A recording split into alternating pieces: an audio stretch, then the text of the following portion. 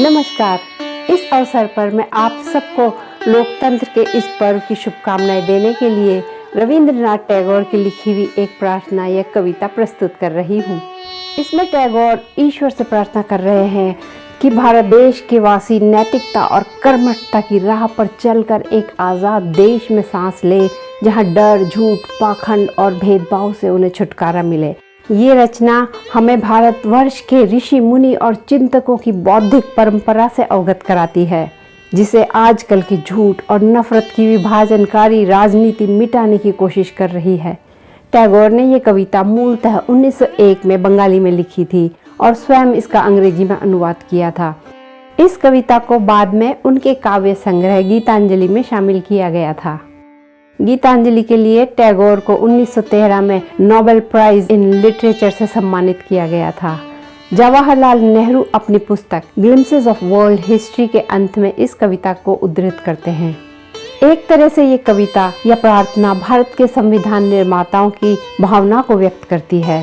पहले मैं टैगोर का अंग्रेजी वर्जन और उसका हिंदी अनुवाद प्रस्तुत करूंगी और उसके बाद इस कविता का लाइन बाय लाइन विश्लेषण यानी एनालिसिस करेंगे।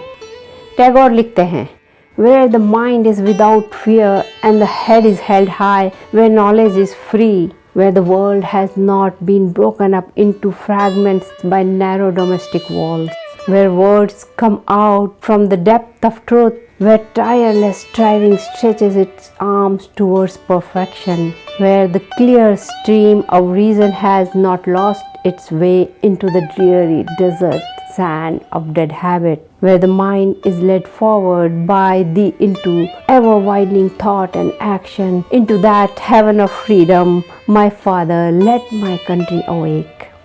जहाँ डर का माहौल न हो और हर कोई आत्मसम्मान से सर उठाकर जिए, जहाँ ज्ञान का भंडार सबके लिए खुला हो, जहाँ जाति, धर्म, क्षेत्र, भाषा की संकीर्ण दीवारें खड़ी करके दुनिया को टुकड़े टुकड़े में न बांटा जाए, जहाँ सत्य की गहराइयों से बोल निकलते हों, जहाँ अथक प्रयास हर दिशा में उत्तमता की ओर हाथ बढ़ाते हों, जहाँ सोच विचार की निर्मल धारा रूढ़िवाद के निर्जन रेगिस्तान की रेत में न खो जाए, जहाँ तुम मानव मस्तिष्क को चिंतन और कर्म के बढ़ते हुए क्षेत्र में आगे ले जाते हो, ऐसे आज़ादी के स्वर्ग में हे परमपिता मेरे देशवासी नया सवेरा देखें।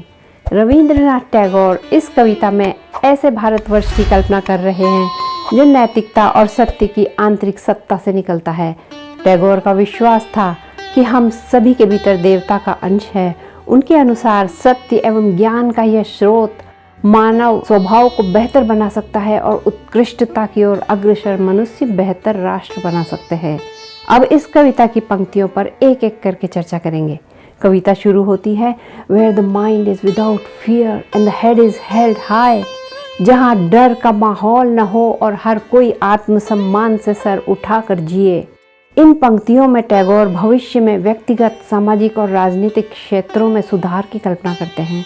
ये कविता वर्ष 1901 में लिखी गई थी, जब भारत ब्रिटिश साम्राज्यवाद के बोझ के तले निराशा व हताशा का जीवन जी रहा था। देश में डर का माहौल था। शासन करने वाले खुद को भारत की जनता से बेहतर मानते थे, अपने ईश्वर व अपने धर्म को सबसे महान समझते थे और धर्म के नाम पर खुद को सही ठहराते थे और आर्थिक शोषण व अत्याचार करते थे। इस तरह भारत के लोगों का दमन व शोषण हो रहा था और उन्हें दोयम दर्जे का नागरिक बना रखा था। उन्हें हर बात में नीचा दिखाकर, उनके रीति रिवाजों और सामाजिक परंपराओं का मजाक उड़ाकर उनमें हीनता की भावना डाल दी गई थी। उनके आत्मसम्मान को कुचल दिया गया था। विरोध करने वालों को जेल में डाला जाता था। बहुत ही कम लोगों में विरोध करने का साहस था। टैगोर जैसे अनेक जागरूक नागरिक क्रूरता और अन्याय से भारतीयों के अधिकारों के हनन किए जाने का विरोध करते थे। इसलिए टैगोर डर के माहौल को दूर करने की बात करते हैं। किसी भी समाज को सभ्य व विकसित होने के लिए सबसे पहली शर्त होती है कि डर के माहौल को दूर किया जाए। जहाँ डर होता है वहाँ चिंता, निराशा और सोचने की शक्ति का ह्रास होता है। समाज अपने आप में सिमट जाता है। लोग और अधिक रूढ़िवादी और इरैशनल हो जाते हैं। विकास रुक जाता है। टैगोर के इस विचार को करीब 20 वर्षों के बाद गांधी और नेहरू ने हथियार बनाकर भारतवासियों को सौंपा। उन्हें डरो मत का नारा देकर निराशा के गर्त से बाहर निकाला। उन्हें निरंकुश शासकों के विरुद्ध खड़ा होने की हिम्मत दिलाई। आज़ादी के संघर्ष में भागीदार बनाया। और अंततोगत्वा सत्य और अहिंसा की ताकत के साथ ब्रिटिश साम्राज्यवाद को उखाड़ फेंका। इसके बाद टैगोर लिखते हैं, वेयर नॉलेज इज फ्री, जहाँ ज्ञान का भंडार सबके लिए खुला हो। टैगोर एक ऐसा देश चाहते हैं जहाँ सभी को ज्ञान प्राप्ति के समान अवसर मिले।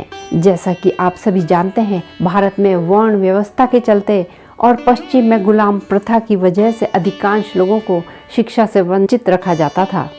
पुराने समय में ज्ञान प्राप्ति का हक कुछ विशेषाधिकार प्राप्त लोगों ने हथिया रखा था। आज के भारत के संदर्भ में देखा जाए तो भारत का संविधान सभी को शिक्षा का अधिकार देता तो है, मगर गरीब व वंचित समाज तक उसका लाभ नहीं पहुंच पाता। दूसरी ओर आरएसएस और बीजेपी की सरकार के आईटी सेल द्वारा झूठे प्रोपेगेंडा और गलत इतिहास व्हाट्सएप और दूसरे सोशल मीडिया से फैलाया जाता है। इससे प्रभावित होकर पढ़े लिखे लोग भी सही ज्ञान या सही तथ्यों से वंचित रह जाते हैं। टैगोर जब सभी के लिए ज्ञान के भंडार खुले रहने की हिमायत करते हैं तो एक ऐसे राष्ट्र की कल्पना करते हैं जहाँ की सरकार शिक्षा की अच्छी व्यवस्था करे, ज्ञान विज्ञान को प्रोत्साहित करे, न कि ताली थाली गोबर और गोमूत्र से देश की समस्याओं का हल ढूंढने वालों को विश्वविद्यालयों के उच्चतम पदों पर बैठाए। वे आगे लिखते हैं, where the world has not been broken up into fragments by narrow domestic walls, जहाँ जाति धर्म क्षेत्र भाषा की संकीर्ण दीवारें खड़ी करके दुनिया को टुकड़े टुकड़े में न बांटा जाए। यहाँ टैगोर आपसी भेदभाव के खिलाफ चेतावनी दे रहे हैं। लोगों को बांटने का काम अधिकांश नेता लोग अपने स्वार्थ के लिए करते हैं।